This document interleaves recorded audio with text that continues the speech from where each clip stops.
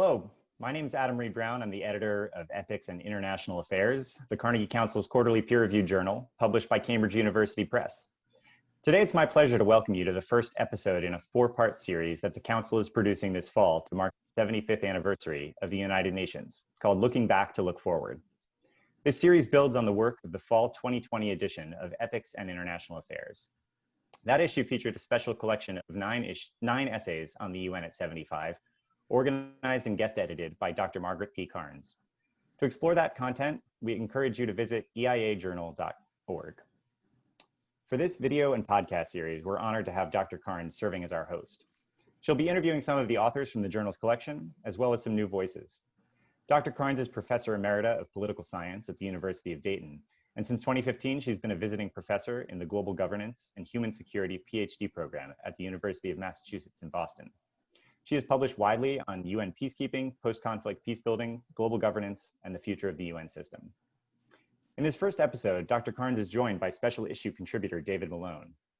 His co-authored essay in the journal, along with Adam Day, is titled Taking Measure of the UN's Legacy at 75, and it focuses in particular on the Security Council. In their conversation today, they will explore the dynamics of the Security Council, humanitarian action, the Sustainable Development Goals, and much more. We're delighted to have David here with us today to share his insights from years of diplomatic service and from his current vantage point as rector of United Nations University in Tokyo, Japan. With those introductions, I'll hand things off to Dr. Karns to get things started. We hope you enjoy the interview. Thank you, Adam. It's been a privilege to work with you in editing this special issue of the UN at 75.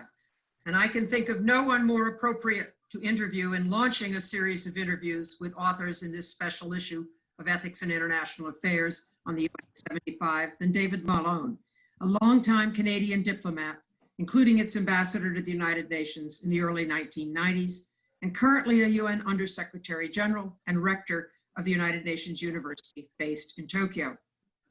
Prior to joining UNU, Dr. Malone served as president of Canada's International Development Research Center, and still earlier as president of the International Peace Academy, now International Peace Institute in New York, two research and policy development institutions.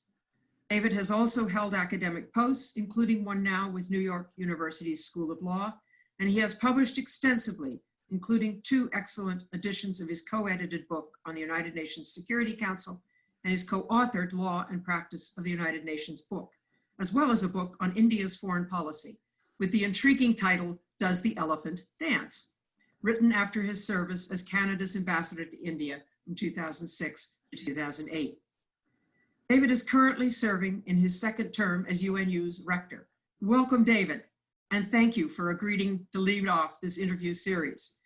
I think the last time we were together was a number of years ago in Ottawa, but it is wonderful to be with you again in this virtual way, and I was delighted when you accepted my invitation last fall to write a piece for this special issue of Ethics and International Affairs on the UN at 75. Former UN Secretary General Ban Ki-moon stated recently that the UN remains, I quote, an indispensable actor in facing contemporary existential threats from pandemics to climate change and nuclear non-proliferation. But you open your essay with a rather depressing list of challenges that you and Adam Day, your co-author, think stymie the UN, from geopolitical divisions and fraught relationships between the United States, China, and Russia, to internal ossification, institutional sprawl, internecine dysfunction, and the challenges of climate change and new technologies.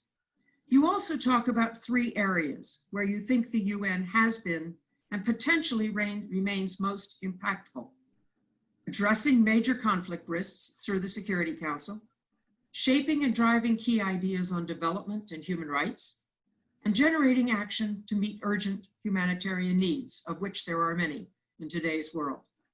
Would you share some of your thoughts on these areas where you think the UN has a possibility to remain relevant? Great, Peggy. Well, first of all praise to the Carnegie Council. I've been a beneficiary of its work for many years. And I've also been a reader and contributor to the Global Governance Journal for many years. So I'm delighted to be with you and very grateful to the organizers of this video.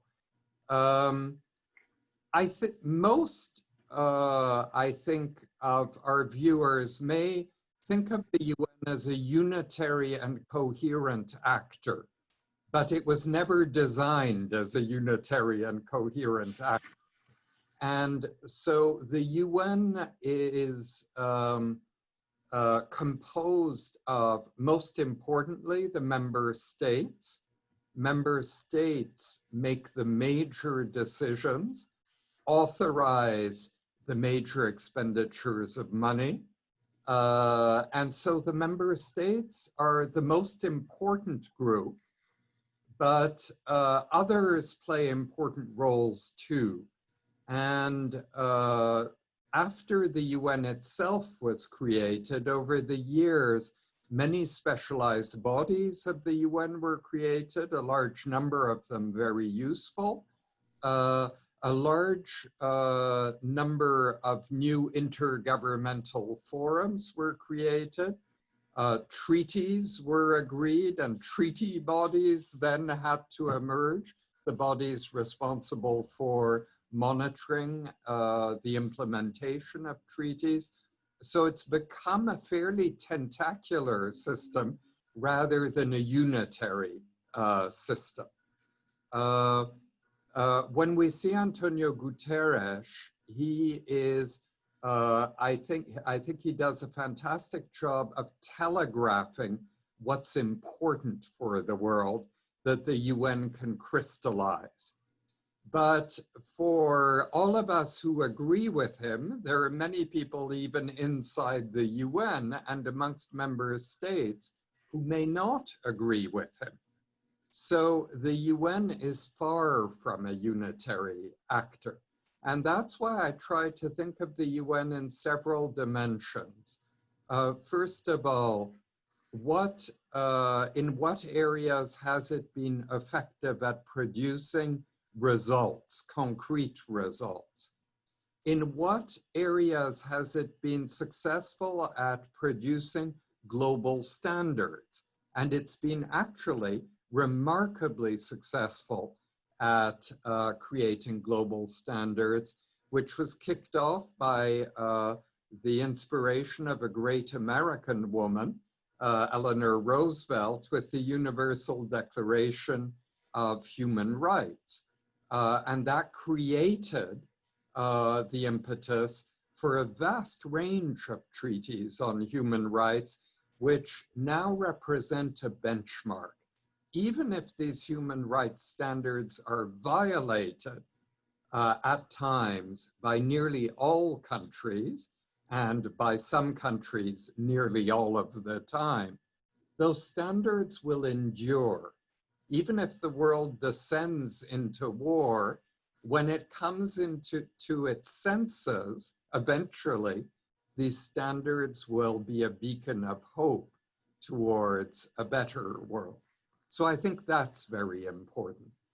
But I think what captures the imagination of the public often is conflict prevention, management by the Security Council when it can be moved to prevent conflict and try to manage it. I think humanitarian action has become a much more important activity of the UN in the past 30 years. And the UN has developed critical skills in coordinating not just UN actors on humanitarian action, but also many other field actors, bringing the international organizations together with voluntary bodies, NGOs, and others whose work is very important in the humanitarian field, bringing them together with the Red Cross organizations, which do fantastic work around the world in the humanitarian field. So this is, I think, tremendously important. Finally, I think the UN, after, in a sense, wanting to be a critical actor on development programming, has actually now found its vocation, which is much more one of encouraging new ideas on development and setting new goals for development, starting with the Millennium Development Goals and now the Sustainable Development Goals. The money was never at the UN for development. It was always principally at the World Bank, to a lesser degree, the International Monetary Fund. In the regional development banks, it was nearly everywhere except the UN. So it was always delusional of the UN to think that operationally it could be the critical actor, which it wanted to be, but couldn't be for lack of money. And I'm glad that about 35 years ago, the UN started figuring out that on development, it had to identify a new vocation. And it's been, in my judgment, quite successful in this vocation of setting goals, standards, experimenting with its own programming. We've learned quite a lot from UN programming, which has always been on a fairly modest scale, and which today the World Bank, the regional development banks, are much more open to learning from. The cooperation amongst the development actors is infinitely better today than it was 40 years ago or 60 years ago. So there's good news along with sometimes grim news. Very good. Well, thank you for that overview, David. To be sure, the UN's efforts at goal setting go back a long way, and the challenges of coordination do as well. So to have a little bit of a positive view of those is good. I'd like you to turn your attention, though, for a few minutes to issues of peace and security, and particularly the role of the Security Council, which you have written so much about. And you served as Canada's permanent representative on the Council in the early 1990s, a period that's been widely described as one where the UN was able to function much as the Charter and its founders intended because of the disintegration of the Soviet Union and an era of previously unknown cooperation among the permanent 5 members. Now, even Secretary General Guterres has warned recently of the danger to the UN from the deepening rift between the United States and China at present, that some have called a possible new Cold War. And I wonder if you would elaborate a little on your own thinking of the future of Security Council efforts to deal with threats to international peace and security. Well, I think indeed the constant tussling between the major powers, it isn't just the US and China. There have been major tussles also between the US and Russia, the European permanent members with sometimes China, sometimes Russia, sometimes the US. So the Security Council's become a much more contentious place than when I knew it in the early 90s, as you point out. I was an ambassador back then, and Canada was co-chairing the Sanctions Committee on Iraq, the first sanctions committee of the modern era, so to speak, for the UN. It was a very hopeful period, the early 90s, because the Cold War had actually, in international relations, ended first at the UN, when the 5 permanent members of the Security Council in 1987 started meeting with each other very quietly to see if they could come up with a solution to the Iraq-Iran war, which is somewhat forgotten today, but was an incredibly murderous conflict. And they found out because President Gorbachev had fundamentally different views from his Soviet predecessors on international relations. They found out all of a sudden there was common ground on conflict settlement. So they were able to propose to the rest of the Security Council, after meeting secretly themselves for some months, a peace plan for the Iran-Iraq war. The rest of the members were a bit miffed that they'd been left out of the discussion, but they agreed to adopt the plan. And lo and behold, after wrangling a bit further, so did Iraq and Iran, and that war ended. The troubles of Iraq didn't end, but that particularly murderous war, much more so than the Iraq-Kuwait war, which we all remember, I think, ended. So the Cold War in many ways came to a conclusion in the Security Council before it did in Europe, so to speak, on the ground with the fall of the Berlin Wall.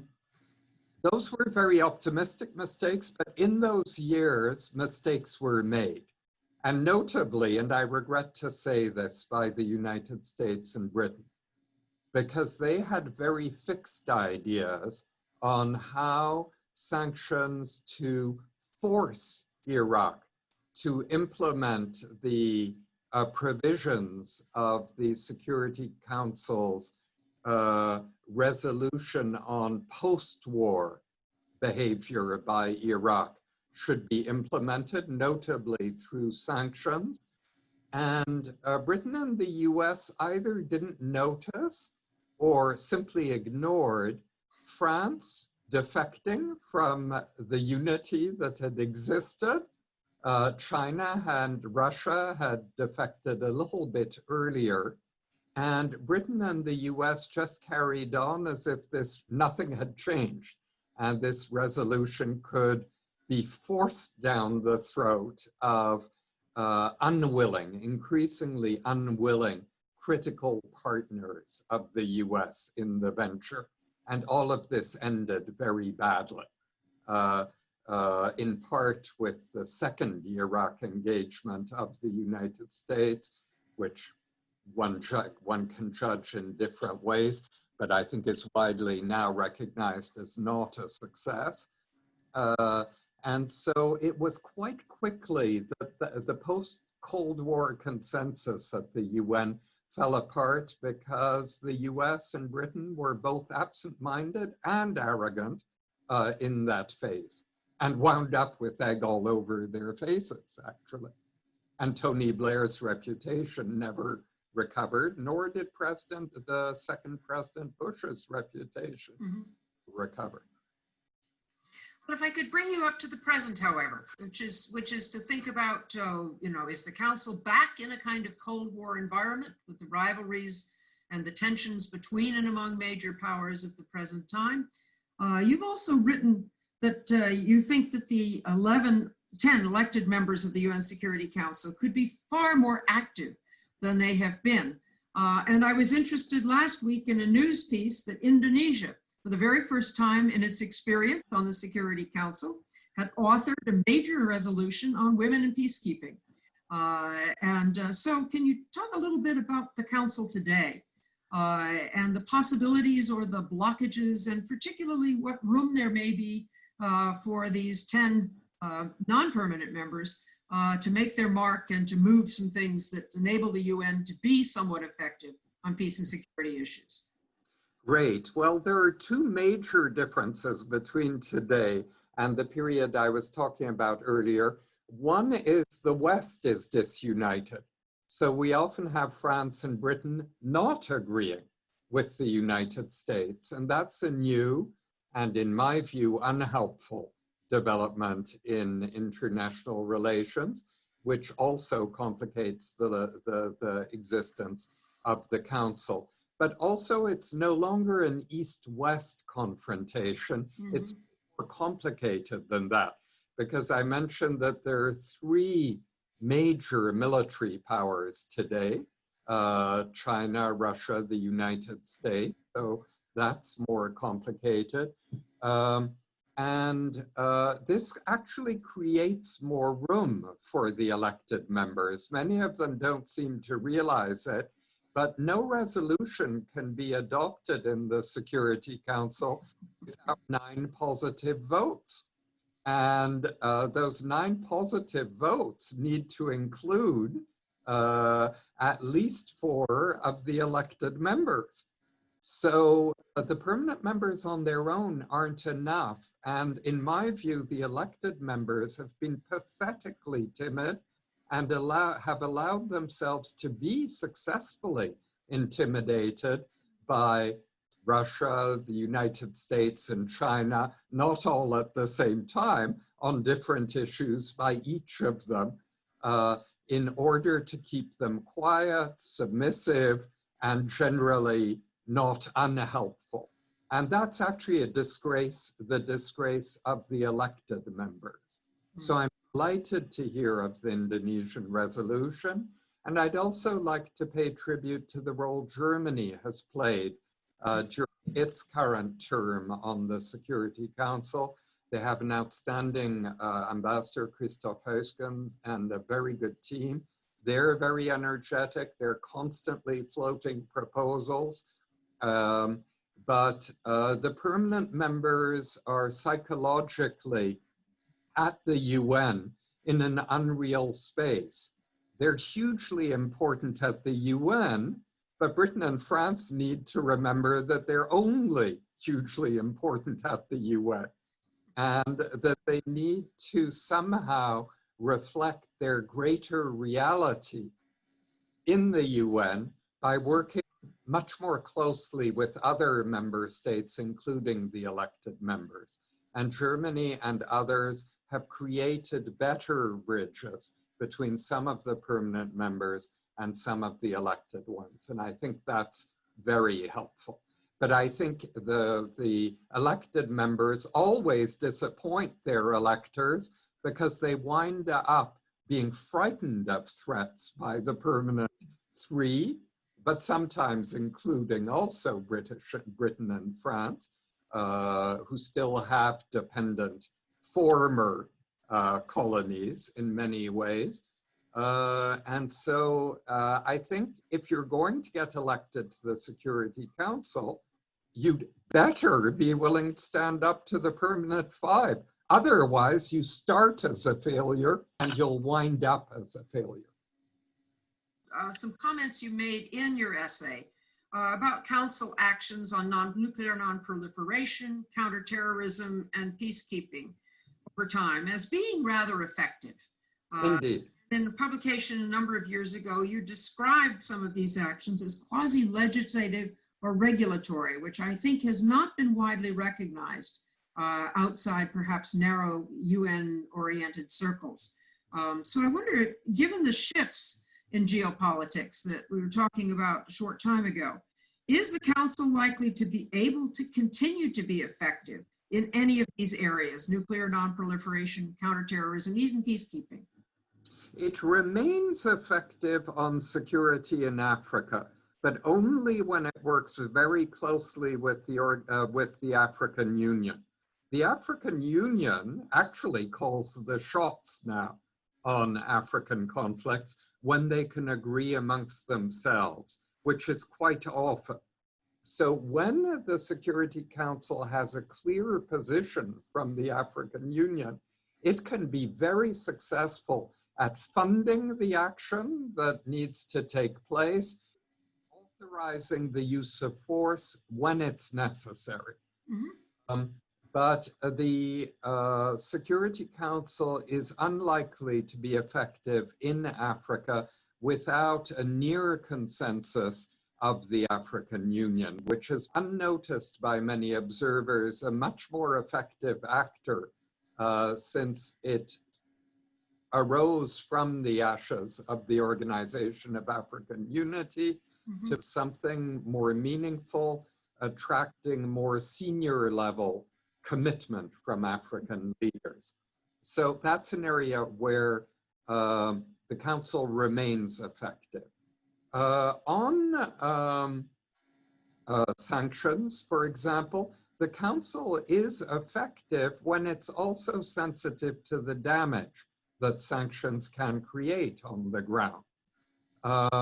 if they're willing to modulate sanctions to take into account humanitarian considerations. They're very effective at times. The Council has, on two sets of issues I won't get into, legislated. One dealt with terrorism, one was a mix of other things. The problem was the Council seemed to think it was enough to legislate and then action would follow. But actually, countries didn't like being legislated for. They consider their own parliament sovereign. And the United States, which had become reckless about sanctions on Iraq and sanctioning individuals connected with Iraq, didn't recognize that the rest of the world was fed up with this. And it took a judgment of the European Court of Justice to sober up the United States, because it made implementation of Security Council sanctions impossible, indeed illegal, by EU member states. And that's what it took to sober up Washington. New reality, all of a sudden. New facts. Right. And they came from a court that has some teeth. Indeed, the ECJ has great teeth within the European Union. Indeed, indeed. Well, you've spent a lot of your career working on development-related issues. And the UN does have a long track record in promoting development, and as you noted, shifting particularly to the use of goal setting and target setting and so on to push those along. You make an interesting comment, I think, in your essay that the Millennium Development Goals, excuse me, and the Sustainable Development Goals, the SDGs currently, have undoubtedly helped restore UN legitimacy on development. And that's an interesting way of thinking about it. And I wondered if you'd elaborate a little bit on that concept of legitimacy for the UN. Well, I think the truth is that the UN just wasn't very effective in producing development results. And what it was good at was producing hollow debates where ideological game of ideological ping pong would go back and forth with rather hollow disagreements over development theory between delegations at the UN. And this produced no positive results on the ground, and the money still wasn't, the big money still wasn't flowing to the UN. Where the best decade of the UN, oddly enough, on development programming was the first decade from about 1955, picked up a little. There was some experimental programming earlier, to about 1965, because the programming wasn't meant to develop countries. It was meant to learn more about what works in countries. And we learned a lot from those experiments. Looking back, it was a very important period and a very creditable period for the UN. But as soon as large-scale development programming became possible because the governments of industrialized countries were prepared to invest through multilateral organizations very large sums of money in development, the UN wasn't the chosen vehicle for this. The big donors trusted the World Bank and the regional development banks more because they were in some ways more coherently managed than the UN. They gave more weight to the countries that were providing the money, and that suited the countries that were providing the money. And the results were mixed of all of this, but were very large scale. Nobody can argue with that. But the World Bank and the IMF made significant mistakes during the 1980s with their enthusiasm for structural adjustment, which was carried too far in demanding that development countries in effect undergo financial repression, which prevented development actually in their countries. And so the World Bank and regional development banks lost some of their luster just at the time when the UN realized it had to gain some luster by learning new tricks. The path to the new tricks was in effect created by a series of reports, the Human Development Reports, which pointed at new approaches to development, not ideological at all, new political approaches, what works, what doesn't work. And the bank and others became more interested in this. There became to be more of a dialogue about it all during the 90s, such that by the year 2000, when the member states of the UN agreed to launch the Millennium Development Goals, the bank, the fund, and others were very supportive of this. They thought it could be extremely helpful in giving a shared agenda to everybody. And that's what the goals have done. And the goals have had considerable resonance. It's uneven as between countries, but have had considerable resonance around the world. For example, in Japan, 2 sectors have adopted the development goals big time. One is big business, which may see it as a branding opportunity, but a popular branding opportunity in Japan. And the university world picked up on the SDGs big time. And those are 2 important communities in Japan. And then the government of Japan became more domestically supportive of the SDGs. And so there's a knock-on effect of widespread adoption of a shared idea. And that's what was absent between about 1965 and the year 2000.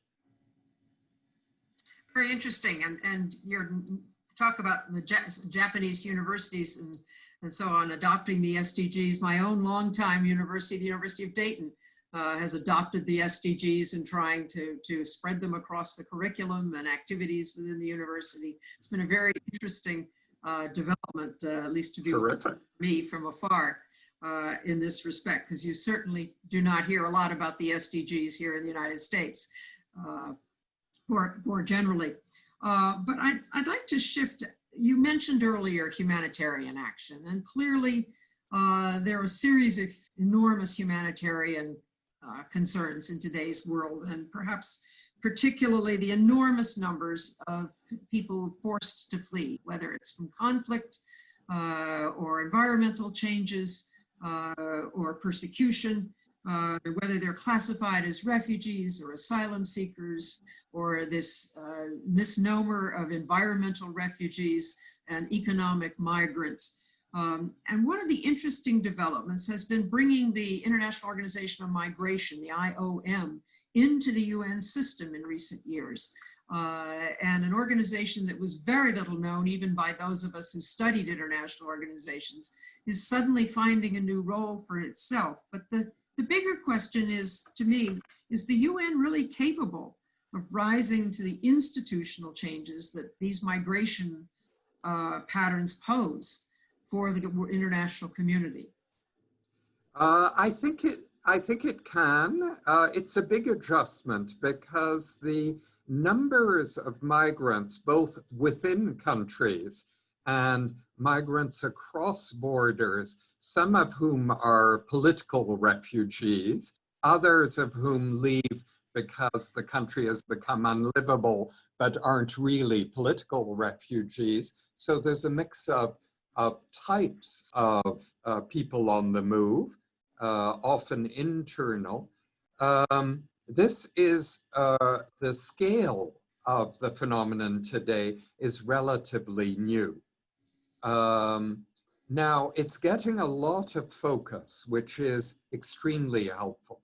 It's extremely helpful in fundraising for various organizations, including leading humanitarian NGOs, which have done a terrific job.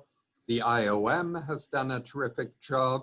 It wasn't well known to the UN, but it was very well known to the funders. It was a very well-funded organization. Why? It helped migrants in practical ways on the ground, and that matters. No speeches, work and results. So I'm delighted that it's joined the UN as an associate organization. Right. It maintains its own rules and its own low-cost culture, because it has an admirable low-cost culture, but it's joined in. So now there is agreement that all of these actors have to work together on humanitarian distress, including migrants, because there's a great deal of humanitarian distress amongst people who are not migrating also, on which, for example, the World Food Program, UNICEF, and a number of the UN's admirable specialized agencies and programs have been working for a long time.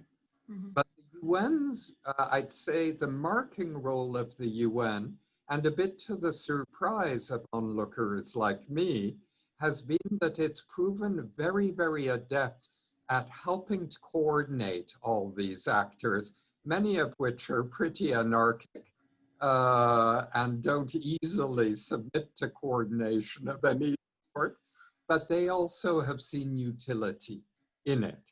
So there the UN has found a vocation. It has very high quality staff on humanitarian issues, an outstanding humanitarian coordinator at the moment in Mark Lowcock, a great deal of support from Antonio Guterres, who used to be High Commissioner for Refugees, Mm-hmm. and from the Deputy Secretary General, a wonderful African woman, Amina Mohammed. Right. So that's all working actually much better. And because it hasn't been problematic in terms of management, it attracts very little attention. If it was nonstop problems, the papers would be full of it. Right, right, right. I'd like to close with a question about leadership that I've become interested in, particularly the roles of women. But in this case, I'll pose it more broadly. Where do you think the leadership might come from for averting a fate like that of the League of Nations, for the UN looking forward? There are many different ways that organizations can be well led. The last High Commissioner for Human Rights was hugely brave, Zaid Rad, a former Jordanian peacekeeper, always a human rights activist, a fantastic guy, and he really shamed the malefactors, so to speak. But that did not necessarily produce huge results on the ground. Mm-hmm. It did shame those who deserved to be shamed. The new High Commissioner, who has a very different background, she's a former twice president of Chile, Michelle Bachelet, who I admire just as much as I admire Zaid Rad, a very successful president of Chile, has tried an alternative approach of human rights issues that bring countries together. And there are many of those. They aren't as newsworthy often, but they're very important issues. So leadership comes in many flavors, in many types, in every gender and persuasion, but it needs to be well thought through every time. You need to consider unintended consequences of a particular strategy. You need to think about collateral damage, all of that. But I think both those leaders were in very different ways outstanding High Commissioners for Human Rights. And of course, Michelle Bachelet is still High Commissioner for Human Rights and may be for many years. Right, right. Well, thank you so much, David, for giving of your time and your reflections and ideas. We very, very much appreciate this, and I certainly appreciate the essay that you and Adam Day contributed to this special issue of Ethics in International Affairs. Well, it's always a privilege to work with you and also the Carnegie Council. So thank you all Indeed, much. indeed. Thank you. Thanks, Peggy, and thanks so much, David, for joining us. This has been a conversation between our host, Dr. Margaret Karns, and her guest, David Malone, as part of the Ethics in International Affairs series, The United Nations at 75, Looking Back to Look Forward, produced by the Carnegie Council. Again, my name's Adam Reed Brown, and I'm the editor of the Council's journal, Ethics and International Affairs. In the next installment of this series, Dr. Karns will speak with Professor Maria Ivanova about the United Nations and efforts on the environment and climate change. For more information about this and other Carnegie Council programs, visit carnegiecouncil.org. And for more information about the Council's journal, including our recent special issue on the UN at 75, visit eiajournal.org. Thanks so much for joining us today. We hope you enjoyed the program.